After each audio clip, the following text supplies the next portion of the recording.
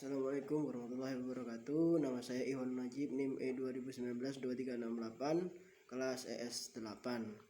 Di sini saya akan mereview studi kasus dan akan menjawab pertanyaan-pertanyaan yang sudah tertera di buku Pembangunan Ekonomi Islam.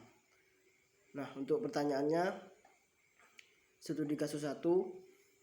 Nomor 1, apakah menurut Anda kebijakan yang diambil oleh negara Bhutan merupakan sebuah bentuk perubahan evolusi ukuran pembangunan ke arah paradigma ekonomi pembangunan baru? Jawaban saya, menurut pendapat saya iya dan tepat, karena seperti yang kita ketahui, kelebihan dari GNH yang itu mengukur kualitas kesejahteraan dan pembangunan melalui cara yang lebih holistik yang tidak hanya memperhitungkan aspek materi saja, tetapi juga aspek spiritual secara bersamaan dan juga aspek domain seperti standar hidup.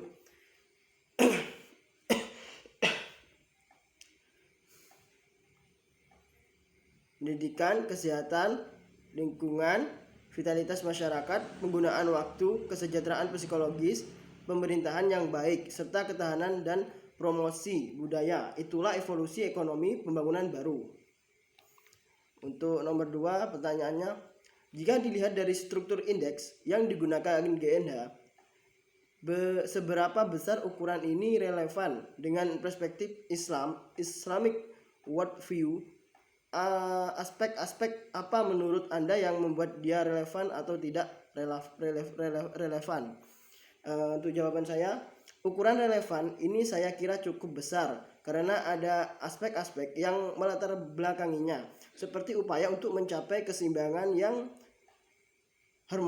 harmonis antara kesejahteraan material dan kebutuhan spiritual, emosional, serta budaya masyarakat. Keseimbangan yang harmonis tersebut dapat dicapai melalui penyeimbangan antara pemenuhan kebutuhan jiwa dan raga. Dalam Islamic worldview pun Islam selalu mengajarkan sesuatu yang sehat.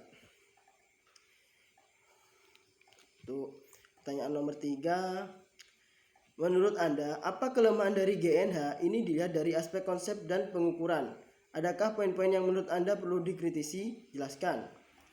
Jawaban saya, karena tidak balance-nya antara kesejahteraan material dan kesejahteraan psikologis, GNH hanya berfokus pada pembangunan materialistik tanpa mengetahui ada warga yang mengetahui gangguan psikologis. Di balik itu, hasilnya merasa menghadapi negatif emotion pada diri mereka seperti rasa marah, takut, kecemasan, kecemburuan, serta egoisme.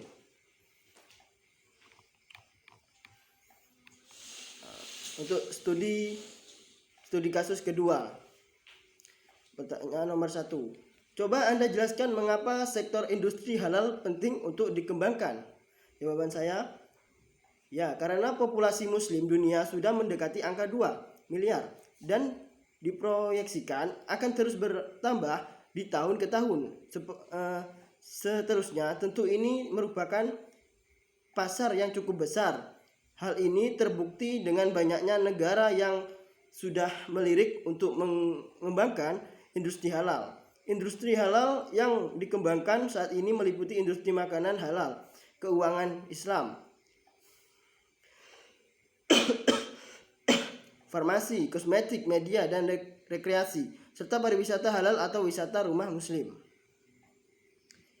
Untuk pertanyaan kedua, menurut Anda, apa perbedaan pengembangan industri halal yang terjadi di negara OKI dengan non-OKI? Jelaskan. Ya, saya jawab. Jika dilihat dari State of Global Islamic Report secara urutan, memang negara OKI selalu berada di urutan teratas dibanding dengan negara non-OKI.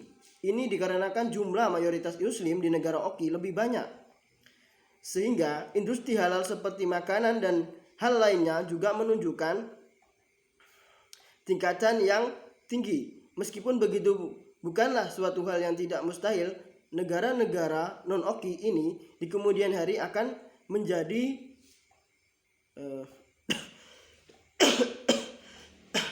salah satu pemain besar dalam industri halal dan ekonomi Islam global.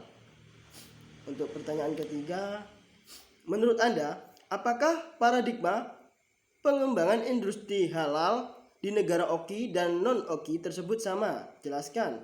Ya, akan saya jawab.